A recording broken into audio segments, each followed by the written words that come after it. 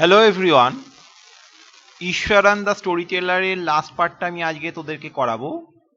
আমি আগের দিন যেখানে থামিয়েছিলাম তারপর থেকেই শুরু করব। আশা করি তোরা ভুলে যাসনি। সো আমি এত দূর পড়িয়েছিলাম, তারপর থেকে আমি পড়ানো শুরু করছি। Not a day passed without Iswaran recounting some story packed with adventure, horror and suspense. অর্থাৎ একটা দিনও এমন যেত না যে কোনো গল্প শোনায়নি মহেন্দ্রকে, সেটা অ্যাডভেঞ্চারের গল্পই হোক, ভয়ের গল্পই হোক বা সাসপেন্স থ্রিলারই হোক। whether the story was credible or not, সত্যিকারের গল্প না মিথ্যে সেটা জানার কথা নয়। Mahendra enjoyed listening to it because of the inimitable way in which it was told. Easwaran যেভাবে, যে ভঙ্গিমায় এত সুন্দরভাবে ইমিটেট করে আর কি মানে গল্পগুলো বলতো, যে সেরকম ভাবে আর দ্বিতীয় কেউ বলতে পারবে না। Easwaran seemed to more than make up for the absence of a TV in Mahendra's living quarters. মহেন্দ্রের ঘরে যে টিভি থাকতো না, তার এন্টারটেনমেন্টের কোনো কিন্তু কমতি হতো না এই গল্পগুলোর কারণে। One morning when Mahendra was having breakfast, Ishwaran asked, "Can I make something special for dinner tonight, sir? After all, today is an auspicious day." আজ খুব শুভ দিন। According to tradition, we prepare various delicacies to feed the spirits of our ancestors today, sir. আমাদের পিতৃপুরুষদের আত্মাদেরকে খাদ্য যোগানোর জন্য আমরা অনেক ভালো মন্দ তৈরি করি আজকের দিনে। That night, Mahendra enjoyed the most delicious dinner and complimented Ishwaran on his culinary skills, on his cooking skills. He seemed very pleased, but unexpectedly launched into a most garish account involving the supernatural. খুব একটা রোমহর্ষক একটা গল্প সে বলতে শুরু করলো। It was based on supernatural elements. You know, sir, this entire factory area we are occupying was once a burial ground. আপনি হয়তো জানেন না যে গোটা ফ্যাক্টরি এরিয়া যেখানে আমরা এই মুহূর্তে রয়েছি, এটা কিন্তু একটা সময় কবর ছিল, বারিয়াল গ্রাউন্ড ছিল, গ্রেভিয়ার্ড ছিল। He started. Mahendra was jerked out of the pleasant reverie he had drifted into after the satisfying meal.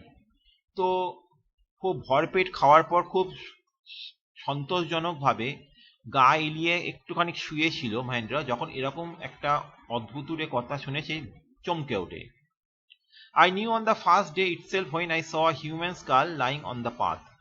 Even now I come across a number of skulls and bones. Easwaran continued. আপনি হয়তো খেয়াল করেননি, আমি দেখেছি প্রথম দিনই যখন এখানে দেখেছিলাম একটা মরার খুলি দেখতে পেয়েছিলাম। এখন তো প্রায়শই আর কি মানে মানুষের খুলি বা হাড় এদিক ওদিক ছড়িয়ে ছিটিয়ে দেখতে পাই রয়েছে। He went on to narrate how he sometimes saw ghosts at night. I am not easily frightened by these things, sir. I am a brave fellow. But one horrible ghost of a woman which appears off and on at midnight during the full moon. পূর্ণিমার রাতে মাঝে মধ্যেই এক ভয়ঙ্কর মহিলার ভূত এদিক ওদিক দেখা যায়। It is an ugly creature with matted hair, উস্কো খুস্কো চুল, and shriveled face, কোঁচকানো চামড়া মুখ, like a skeleton holding a fetus in its arms. যেন কোনো স্কেলিটন হাতে একটা ফিটাস ধরে রয়েছে। Mahendra shivered at the description and interrupted rather sharply. You are crazy, Ishwaran. There are no such things as ghosts or spirits. Mahendra তাকে থামিয়ে দিয়ে বলল, তুমি একদম পাগল, এরকম ভূত প্রেত দৈত্য দানব এসব কিছু হয় না। It is all a figment of your imagination. এগুলো সব তোমার কল্পনা। Get your digestive system examined and maybe your head as well. You are talking nonsense. তুমি ফালতু বকছো। He left the room and retired for the night, expecting Ishwaran to sulk for a couple of days. তো সে ঘর ছেড়ে বেরিয়ে গেল এবং রাতেতে আর ঘরে ফিরল না, এবং আশা করছিল ঈশ্বরনকে দিন দুয়েক একটু সে অ্যাভয়েড করবে। But the next morning he was surprised to find the cook as cheerful and talkative as ever. From that day on, Mahendra, for all his brave talk, went to bed with a certain unease. যতই মহেন্দ্রা বড় বড় কথা বলুক যে ভূত প্রেত দৈত্য দানব কিছু হয় না, একটু ভয় নিয়ে একটু অস্বস্তি নিয়ে সে প্রতিদিন রাতে শুতে যেত।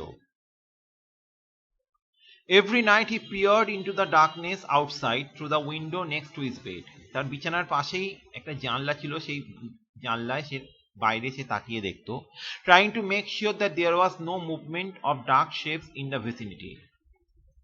Vicinity মানে in the nearby area. কোনো ছায়া, কোনো কিছু যাতে নড়াচড়া করছে কিনা সেটা দেখার জন্য বাড়ি জানলার বাইরে। But he could only see a sea of darkness with the twinkling lights of the factory miles away. He had always liked to admire the milk-white landscape on full moon nights, but after hearing Ishwaran's story of the female ghost, he avoided looking out of his window altogether when the moon was full.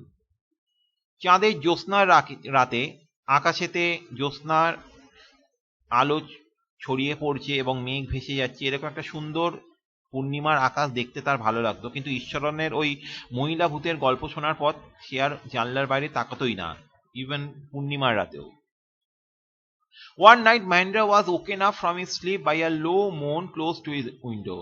একদিন জানলার কাছেতে একটা হালকা গোঙানির আওয়াজ শুনে মহেন্দ্রর ঘুম ভেঙে গেল। At first he put it down to a cat prowling around for mice. প্রথমে সে ভাবলো হয়তো কোনো বিড়াল হয়তো ইঁদুরের সন্ধানে গ্যাও গ্যাও করছে, but the sound was too guttural for a cat. কিন্তু বিড়ালের তো এত গুরুগম্ভীর, এত ভারী গলা হয় না। He resisted the curiosity to look out lest he should behold a sight which would stop his heart. তার ইচ্ছে করছিল জানলার বাইরে তাকিয়ে দেখবে, কিন্তু সেই ইচ্ছেটাকে সে দমন করলো। লেস্ট মানে হচ্ছে ইন ফিয়ার দ্যাট, এই ভয়ে যে যদি বাই চান্স কোনো ভূত প্রেতের দেখতে পায়, যদি তার হার্টবিট থেমে যায় ভয়তে। But the wailing became louder and less feline. কিন্তু এই গোঙানির আওয়াজটা, চাপা কান্নার আওয়াজটা জোর হতে বাড়তে থাকলো, আরো জোরালো হতে থাকলো, এবং আস্তে আস্তে বিড়াল কেন্দ্রিক, ফেলাইন মানে রিলেটেড টু ক্যাটস, ঠিক আছে, বিড়াল কেন্দ্রিক, এটাকে আর বিড়ালের আওয়াজ বলে কিন্তু মনে হচ্ছিল না। He could not resist the temptation anymore, আর সে লোভ সামলাতে পারল না। Lowering himself to the level of the window sill, he looked out at the white sheet of moonlight outside. উবু হয়ে জানলার নিচে বসে শুধুমাত্র চোখ দুটো জানলার ওপর তুলে সে বাইরে দেখলো, অর্থাৎ তার শরীরটা কিন্তু জানলার নিচে রয়েছে, তার চোখ দুটো খালি, মাথাটা খালি একটুখানি গল্প তুলে সে জানলার বাইরে দেখলো যে জ্যোৎস্নার আলো চারিদিকে সাদা চাদরের মতো ছেয়ে ধরেছে। They are not too far away. He saw a dark cloudy form clutching a bundle. দেখলো যে হঠাৎ একটা কালো মেঘের মতো কিছু একটা এগিয়ে চলেছে। Mahendra broke into a cold sweat and fell back on the pillow panting. সারা গা ঘামে ভিজে গেল, নার্ভাস ওয়েতে তার নার্ভাস ব্রেকডাউন হয়ে গেল, সে ধপাস করে বিছানাতে পড়ে গেল এবং হাঁপাতে শুরু করলো। As he gradually recovered from the ghastly experience, he began to reason with himself and finally concluded that it must have been some sort of auto-suggestion, some trick that his subconscious had played on him. তো যখন একটুখানি সে recover করলো এই ভয়ঙ্কর ভুতুরে experience থেকে, সে নিজেকে এইভাবে যুক্তি দিয়ে বোঝানোর চেষ্টা করলো যে এটা তার কোনো মনের ভুল, ঠিক আছে, কিছু একটা হয়তো তার সাবকনশিয়াস মাইন্ড তার সাথে ছলনা করেছে। By the time he had got up in the morning, had a bath and come out to have his breakfast, the horror of the previous night had faded from his memory. সকালবেলায় ঘুম থেকে উঠে স্নান করে breakfast করার জন্য সে এসেছে যখন, তখন আগের রাতের সেই ভয়টাটা কেটে গেছে। Ishwaran greeted him at the door with his lunch packet and his bag. Just as Mahendra was stepping out, Ishwaran grinned and said, খিক করে হেসে সে বলল, Sir, remember the other day when I was telling you about a female ghost with a fetus in his arms? You were so angry with me for imagining things. Well, you saw her yourself last night. I came running hearing the sound of moaning that was coming from your room. আপনার ঘর থেকে যে গোঙানির আওয়াজটা শুনতে পেয়ে আমি এখানে দৌড়ে আসি এবং তখন দেখতে পাই যে আপনি দেখেছেন কাল সেই মহিলাটিকে, আপনি কিন্তু নিজের চোখে দেখেছেন। A chill went down Mahendra's spine. He did not wait for Ishwaran to complete his sentence. He hurried away to his office and handed in his papers, resolving to leave the haunted place the very next day. চাকরি ছেড়ে দিয়ে, চাকরিতে ইস্তফা দিয়ে সেদিনকেই সে ঠিক করলো সেই ভুতুড়ো জায়গা থেকে চলে যাবে।